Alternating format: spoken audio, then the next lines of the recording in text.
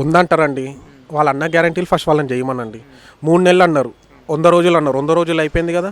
100 రోజులు అయిపోయినాక మరి ఎందుకు అమలు చేయలేరు? ఎలక్షన్ కోడ్ అన్నారు, ఎలక్షన్ కోడ్ అయిపోయింది. మరి ఇప్పుడన్నా చేయాలి కదా అట్లీస్ట్. అదే అంటారు టీఎస్ నుంచి టీజీ అంటారు. దానికి ఏం సంబంధం ఉన్న? టీఎస్ ఉంటే ఏమన్నా బాధ ఉందా? టీఎస్ నెంబర్ ప్లేట్ టీజీకి ఏమన్నా అసలు లింక్ ఉందా? దీనివల్ల ఏమన్నా వాళ్ళకే కదా బెనిఫిట్, అయితే గవర్నమెంట్కే కదా దీనివల్ల. ఇవన్నీ చేయడం ఎందుకు? ఉపయోగపడేది చేస్తే పబ్లిక్. టీజీ అంటే తెలంగాణ అనేది షార్ట్కట్లో టీజీ అవుతుంది. టీఎస్ అనేది టీఆర్ఎస్ పేరు మీద అట్లా కలిసి వస్తా అని చెప్పి టీఎస్ అని పెట్టి అని చెప్పి. టీఎస్ అనేది తెలంగాణ స్టేట్ అండి. ఇప్పుడు టీజీ అంటే ఏంటండి? తెలంగాణ గవర్నమెంటా? దానికి ఏముంది తేడా? ఒక అక్షరం తేడా వల్ల అందరూ ఇదంతా ఏంటంటే, ఇప్పుడు ఒక పని పెట్టుకొని రోజు పబ్లిక్ దున్య 100 పనులు ఉంటాయి ఒక్కొక్కరికి, 1 పర్షన్లు అనుకుంటాయి. ఇప్పుడు ఆ పర్షన్లు వదులుకొని రేపటి దినం పోలీసు వాళ్ళు పట్టుకుంటే ఇది లేదు టీఎస్ టీజీ చేసుకోవాలంటే వానికి ఎంత ఇబ్బంది? వానికి చలాన్ ఇస్తారు, బండి గుంజుకుంటారు, అది చేయించుకొని వస్తేనే బండి ఇస్తా అంటారు. ఎందుకు అదంతా? టీఎస్ ఉన్నదాన్ని నువ్వు వేరే చూడు. ఇంకా వాళ్ళు చేసింది, వాళ్ళు ఏదో చేసారు, వాళ్ళు గడ్డి తిన్నారని నువ్వు తింటావా? నువ్వు తినవు కదా. వాళ్ళు ఏదో టీఎస్ అని పెట్టారు, వాళ్ళది నడుస్తుంది, నడవనియండి. మీ టీజీ అని పెట్టుకొని వేరేది చూడండి. ఆ టీజీ వల్ల ఏమైనా ఉపయోగం ఉందా పబ్లిక్కి? పైసలు లాసే కదా, గవర్నమెంట్కి బెనిఫిట్ అది. ఈ ఎమ్మెల్సీ ఎన్నికల్లో తీన్మార్ మల్లన్న గెలిచే అవకాశం ఉందనుకోవచ్చా లేదనుకోవచ్చా? గతంలో బీఆర్ఎస్ గవర్నమెంట్ ఉన్నప్పుడు ఆయనను అరెస్ట్ చేసినప్పుడు జైలు నుంచి ఆయనను తీసుకొచ్చి బయటకు వచ్చి ప్రయత్నం చేసి తీసుకొచ్చింది బీజేపీ వాళ్ళైతే. అప్పుడు బీజేపీ కండువా కూడా కప్పుకున్నాడు. మళ్ళీ తీరా చూస్తే ఈ ఎన్నికల ముందు కాంగ్రెస్కి తన యూట్యూబ్ ఛానల్ నుంచి చాలా ప్రచారం చేసి కాంగ్రెస్ పార్టీలో ఆయన జైన్ అయి కాసి కొన్ని ఎమ్మెల్యే నియోజకవర్గాలు కూడా ఆయన ప్రచారం చేయడం జరిగింది. ఆయన ప్రచారం చేసిన చాలా నియోజకవర్గాలు కూడా గెలిచినాయి కాబట్టి ఈరోజు పార్టీ గుర్తించి ఆయనకి స్థానం ఇచ్చింది. మరి గెలిచే అవకాశం లేదంట. తీన్మార్ మల్లన్న అనేది ఈ స్థాయికి రావడానికి కారణం ఎవరండి? మొదటి నుంచి ఆయన ఏ స్థాయిలో ఉండే? ఆయన కాంగ్రెస్కి వ్యతిరేకంగా మాట్లాడిండు, బీజేపీకి వ్యతిరేకంగా మాట్లాడిండు. ఆయన టీఆర్ఎస్లో ఉన్నప్పుడు ఆయన చాలా మంచిగా ఉండే కేసీఆర్ సార్ సపోర్ట్ ఉండే, కేటీఆర్ గారిది ఉండే, అందరి సపోర్ట్ ఉండే. ఇప్పుడు ఏమైందంటే ఇప్పుడు మొత్తం అగెన్స్ట్ కేసీఆర్ అయిపోయింది. ఇక అతను గెలుస్తాడో లేదా అనేది ఇంకా అదైతే మాకు అంత నమ్మకం లేదండి. అతనైతే ఇక పార్టీలు మారితేనో ఏ గవర్నమెంట్ ఉంటే అందులోకి వెళ్తాడు అనేది టాక్, రూలింగ్ ఏది ఉంటే అది వెళ్తాడు అనేది టాక్. ఒకవేళ గెలిస్తే ఎమ్మెల్సీ అయితే ఈ నిరుద్యోగుల పక్షాన కొట్లాడే అవకాశం లేదంటారా? ఆయన గత 10 ఏళ్ళుగా టీఆర్ఎస్ ప్రభుత్వం పైన ఆయన యూట్యూబ్ ఛానల్ నుంచి ప్రశ్నించిన వ్యక్తే, కొట్లాడిన వ్యక్తే కదా. టీఆర్ఎస్ ప్రభుత్వం చేసింది కూడా ఉన్నది కూడా అందరికీ తెలుసు అండి, కనబడుతుంది. ఏం చేసారు ఏం చేయలేదు అనేది పబ్లిక్కి తెలుసు. మన ఇప్పుడు అదేవిధంగా చూసినట్టయితే రాయదుర్గం అది ఉన్నది కదండి, కేబుల్ బ్రిడ్జ్, అది ఒకప్పుడు ఎలా ఉండే ఇప్పుడు ఎలా అయిందండి. ఇప్పుడు ట్యాంక్ బండ్ దగ్గర టూరిస్టులు, అది ఎంతమంది టూరిస్ట్స్ వస్తున్నారు, ఎట్లా అయింది అసలు? ఒకప్పుడు ఎట్లుండే ట్యాంక్ బండ్? చేసిండు కేసీఆర్ కూడా, చేయలేదని కాదు. అది ఏదిగా లక్ అనేది, బ్యాడ్ లక్ అంటారు చూడండి, అది అట్లా వచ్చేసింది.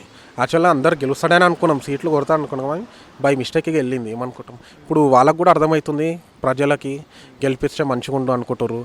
ఇప్పుడు రేవంత్ రెడ్డి ఏందనేది 5,000 పింఛన్ చేస్తున్నాడు. ఇప్పుడు వాళ్ళకు కూడా, ఇప్పుడు పెద్ద మనుషులు కూడా ఒక దాని మీదనే ఉపయోగపడి ఆయన కోట్లు వేసారు. అది చేస్తే మంచిగా ఉంటుందని మేము అనుకుంటున్నామండి.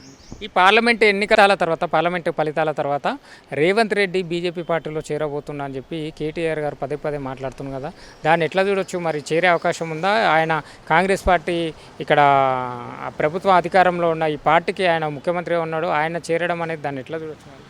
ఇప్పుడు కాంగ్రెస్ పార్టీ అనేది అసలు మొత్తం చచ్చుబడిపోయింది. అది లేవడం అనేది రేవంత్ రెడ్డి వల్లనే లేచింది. రేవంత్ రెడ్డి అనేది పార్టీని కింద ఉన్నదాన్ని ఎడుకో పైకి తీసుకెళ్ళిండు. ఇప్పుడు ఆయన సీఎం అయిండు, అది ఆయన ఉన్నందుకే సీఎం అయిండు. వేరే క్యాండిడేట్ ఉంటే అవ్వకపోతుండే. ఆయన కూడా పార్టీని మొత్తం ఉన్నదాన్ని పైకి తెచ్చి అది మంచిగానే చేసిండు. కానీ బీజేపీలకు మాత్రం వెళ్ళడని మాది అంచనా, అంతే. బీజేపీలోకి వెళ్తే ఇంకా ఆయనకేం వాల్యూ ఉంటుంది? ఇంత పార్టీని ఇంత మొత్తం స్ట్రగుల్ అదే ఇదే ఇప్పుడు ఒక స్టేజ్కి తెచ్చి దాన్ని ఏకంగా రూలింగ్కి తెచ్చిండు. అది మామూలు మాట కాదు. అది ఏదో డౌన్లో ఉన్న పార్టీని దాని రూలింగ్ తేవడం అనేది మామూలు మాట కాదు. అది కళలో కూడా అనుకోలే. అది సెంట్రల్లో ఎట్లా ఉండబోతుందని అక్కడ బీజేపీ వాళ్ళు మేము 3వ సారి అధికారంలోకి వస్తాం, హ్యాట్రిక్ కొడతాం, 400లకు పైగా సీట్లు సాధిస్తామని చెప్పి మాట్లాడుతున్నారు. ఇక ఇక్కడ చూసుకుంటే కాంగ్రెస్ వాళ్ళు మేము అధికారంలోకి వస్తాం, రాహుల్ గాంధీ కాబోయే ప్రధాని అని చెప్పి వాళ్ళు మాట్లాడుతున్నారు. బీజేపీ కూడా సెంట్రల్లో బాగానే చేసిందండి. ఇప్పుడు మెయిన్ థింగ్ ఏంటంటే అయోధ్య రామ మందిర్ అంటే అది చాలా హిస్టారిక్ అండి. అది చేసిన చాలా సంతోషం. అది ఇక వాళ్ళు దేవుళ్ళ మీద రాజకీయాలు చేస్తారండి, వాళ్ళది ఏముంది. ఇక ఒక్కళ్ళు చేసారని మనం కూడా చేయడం అనేది కరెక్ట్ కాదు. వాళ్ళకి ఐడియా ఉండాలి. అది ఏదైతే వచ్చే ఛాన్సెస్ అయితే ఉన్నాయి బీజేపీ. బీజేపీ రావచ్చు సెంట్రల్లో. కాంగ్రెస్కి అవకాశం లేదు. కాంగ్రెస్కి లేదండి, కాంగ్రెస్కి అయితే లేదు. ఎందుకంటే వాళ్ళందరూ ఇప్పుడు టీఆర్ఎస్ నుంచి జంప్ అయిన వాళ్ళకి వాళ్ళు టికెట్లు ఇచ్చి అది ఇది అనేది కొంచెం ఛాన్స్ లేదు, అది ఇంపాసిబుల్. బీజేపీకి అయితే ఉన్నది, ఏది ఉన్నా టకాఫర్ నచ్చ అంటే టీఆర్ఎస్కి బీజేపీకి నడుస్తుందండి. గత 10 ఏళ్లలో కేసీఆర్ ప్రభుత్వానికి ఇప్పుడు రేవంత్ రెడ్డి ఈ నెలల ప్రభుత్వానికి ఏమైనా తేడా అనిపిస్తుందా? ఎవరి పాలన బాగుంది అనిపిస్తుంది? కొంచెం తేడా ఉన్నది. కొంచెం తేడా ఏంటంటే రేవంత్ రెడ్డి గారు ఏమన్నారంటే పవర్ కట్టే చేయొద్దని ఎంప్లాయీస్కే వార్నింగ్ ఇచ్చిండు. ఇప్పుడు తెలంగాణ గవర్నమెంట్ ఉన్నప్పుడు ఒక ఎండాకాలంలో కూడా కరెంట్ వెళ్ళలేదు, 24/7 ఎండాకాలంలో ఇచ్చిండు, వాన పడ్డప్పుడు ఇచ్చిండు. ఇప్పుడు ఏంటంటే అది మళ్ళీ రేవంత్ రెడ్డికి తెలిసి చేస్తున్నారా తెలియక చేస్తున్నారా అనేది తెలియదు. అపోజిషన్ వాళ్ళు చేస్తున్నారా వేరే వాళ్ళు చేస్తున్నారా అనేది అది తెలియదు. మొన్న అయితే ఒక స్టేట్మెంట్ ఇచ్చారు రేవంత్ రెడ్డి గారు కూడా చేస్తున్నారు, చేయట్లేదు అని కాదు కానీ ఇక మరి ఇట్లా పవర్ కట్ అనేది ఇప్పుడు ఈ 4-5 నెలల నుంచే అవుతుందండి. వాటర్ ప్రాబ్లం అది ఇది, మరి ముందేమైనా జాగ్రత్త పడతాడా ఏంది చూడ. ఒకవేళ మంచిగా చేసిండు అదేంటంటే నెక్స్ట్ టైం కూడా రేవంత్ రెడ్డి వస్తాడు ఇంకా.